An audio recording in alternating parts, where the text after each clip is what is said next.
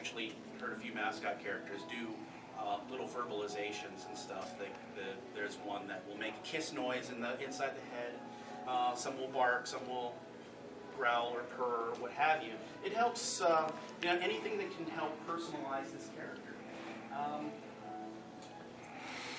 I've got a new character that I just started at this con that has only been out twice. I haven't told anyone really that it's me, but he does a vocalization. He actually talks, but you can't understand because it's alien gibberish. But it's the cutest thing. He's just like this little alien that's going around, and they named him Blip. My roommate named him Blip because his was cute, and he just and it just this oh my god, the character is cute, and then he's doing the cute voice. I was, oh my god. So that's the only suit I've really worn all convention. Because it's so fun, because there's the anonymity thing to it. And it's especially fun because even though people know I'm a decent performer, I don't want to be, that guy who's like, I don't want to feel like I'm resting on my laurels about who I am as a performer. That bring in the character that people don't know it's me, and they're reacting purely on the character. They don't say, oh, that's Jimmy there. Let's watch him. He's funny. No, you gotta sell it. I gotta sell it. I feel almost like I'm gypping people if I tell people that this is my character. That's another thing about the anonymity that I love. Because it's performing in its purest sense. You just see the character. You don't think about who's inside. And when you go to theme parks, you see Bugs Bunny. You don't think about who's inside. You think, oh, that's Bugs Bunny. Snap. Wisecracker. I want to get my picture taken. So it's the character is there, and you're not thinking about the sweaty teenager who's earning $6 an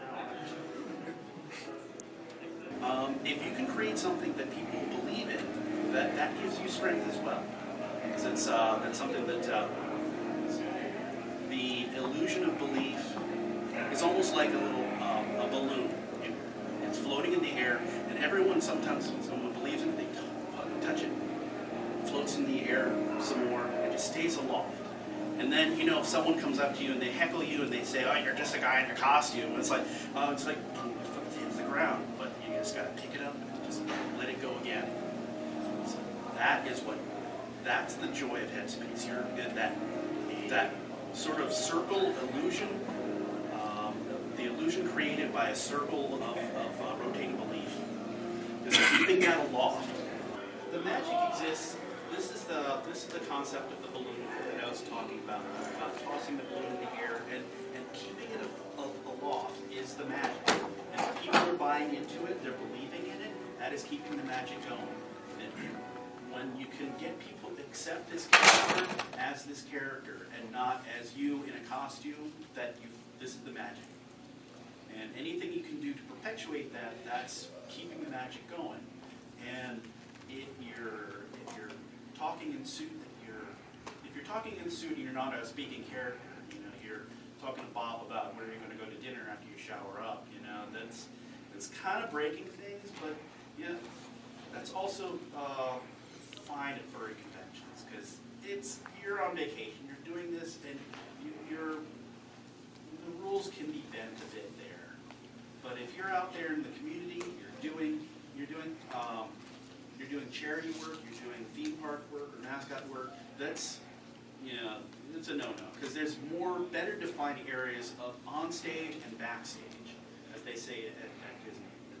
On stage is anywhere you're in proximity with guests or your audience. Now, at a FurryCon, we are our own players and audience all at once. So you can bend the rules there. Take a break. You have to have a voice that fits the character. If you're, for example, Beetle Cat playing Red 13 doesn't work, Yeah.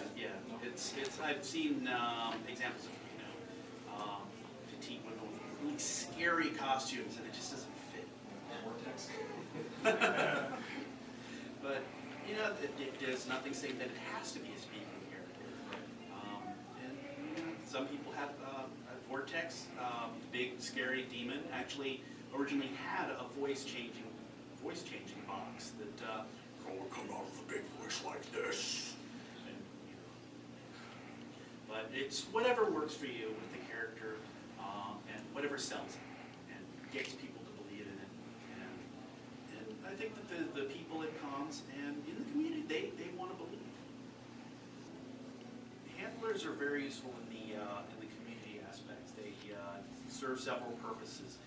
They are the eyes and ears of you that for any obstacles that are outside your character point of view. They speak on your behalf, and they would be able to field, if they know the character, and depending on how much of a back history the character has, they should know a little more about the character, about at least the name, the species, you know, the general age of the character. It's just simple questions. Some people will have those questions. There are different styles to handling. That some people are very interactive. That it's almost a comedy team between, you know, the mascot character and the handler, kind of as a straight man. Some people have more of a standoffish, almost you know, security man, FBI style. They just sort of stand around, look imposing, and you know. But there's a happy medium there that you know they can be encouraging to people or to kids or to whoever, and they'll greet people and say, "Have you met my friend? This is Yippee Coyote. Have you met him?" And if they're hesitant, you know, they'll try to help ease things along. It's like, you touch his paw, it's really soft. Or, you know, if they don't want to have anything to do with you, they're like, you know, can you wave at Yippee? Can you wave? Yeah, it's sort of, you know, greasing the wheels a little, helping each the reaction, the communication with the character and the person. Something that I wish that I'd seen at one park, but not others. The handlers, I think at Great America, they did not do double duty. They didn't switch off and do mascot, the suit work, as well as there were a whole different group of people who did the mascot handling at Great America. But they don't have the experience of what it's like to be in the suit and see this much of the world, so that they're aware of that and the heat and all those added aspects to it. And that's something that, you know, that it helps to know both sides of the costume, to know what the suiter's going through. Another thing that's important in the community about handlers is that they are on your side. They are a witness if something goes on and it becomes a game of he said, she said. I'd seen instances where, you know, if you're taking a picture and you've got your arm around a woman like this, and they're saying your arm was like this, you know, that the handler is a witness to what's going on. And that's why it is important in community suiting to have at least someone handling and, you know, being on your side. So that the world outside the convention can be kind of scary, and it was a big challenge when I first started doing the stuff at the theme parks. That's 97, like after 3 years of shooting at cons, that I started doing stuff in the community at parks. You learn that to watch people, and handlers should also be aware, and those, not just handlers, but the characters aware as well of potential threats. You know, if you see that gaggle of kids and they're just like whispering among each other and they're pointing at the tail, you know what's going to happen. You want to kind of, if you're a handler, you want to kind of engage them and say, "Hey, how are you doing? Have you met my friend Yippee Coyote?" And it's like, "Oh no, it's the cops. Let's run away." They're just scared of being assertive but friendly, and that's part and parcel of the handling training at Six Flags.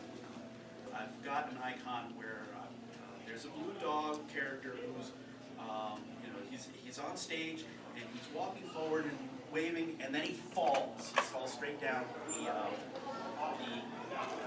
the extent of the stage. I misread the extent of the stage because there was light concrete, a step down, more light concrete, and then asphalt. So I thought the edge of the asphalt was the limit of the stage, so I walked forward and just, the stage ended 2 feet before I thought it did. So, next thing I know, I'm on YouTube. Yeah, this is the kind of the environment. You want to know the environment that you're in, have some idea of where you're performing and potential pitfalls.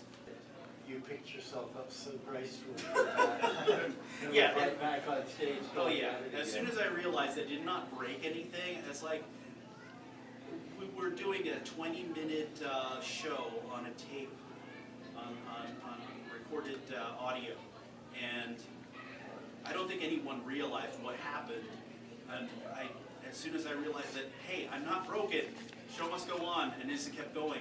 And if you were to watch this on YouTube, you would see that at the moment that I'm walking forward, the other two are walking back, not looking in.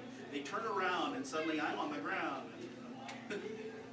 Suddenly, I guess he's going to do the rest of the show on the ground there.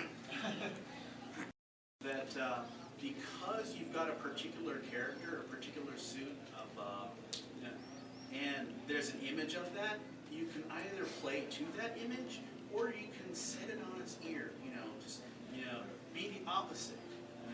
Like a lazy, slow-moving cheetah. It's it's kind of breaking my brain, but it could be funny. Or a fast sloth.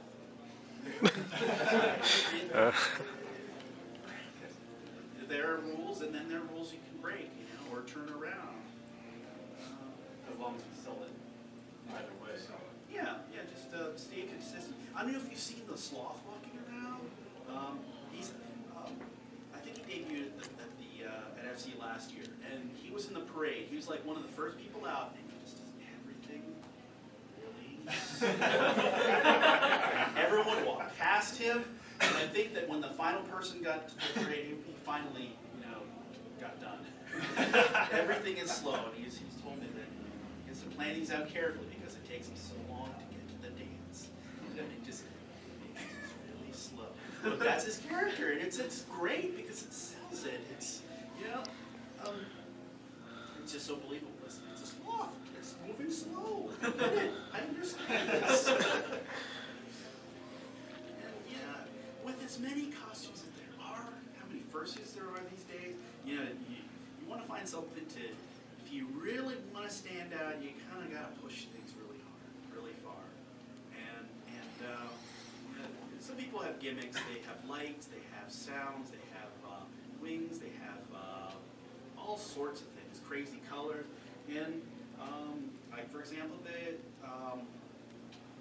unfortunately they couldn't be here, but there are 3 matching dingoes who showed up at Anthrocon last year, and this blew my mind. It's like there are 3 of them, and they look the same. I mean, they're slightly different, but one of the things that they did was they walked individually past a certain point and did the same thing. And then the next one went past a certain point, did the same thing. And then the third one was to see who's paying attention and whose brain is breaking. This is a great opportunity, just being completely surreal. This is unusual, weird, and a heck of a lot of fun. And that boils down to my closing point that above all, have fun, because that's why I do it.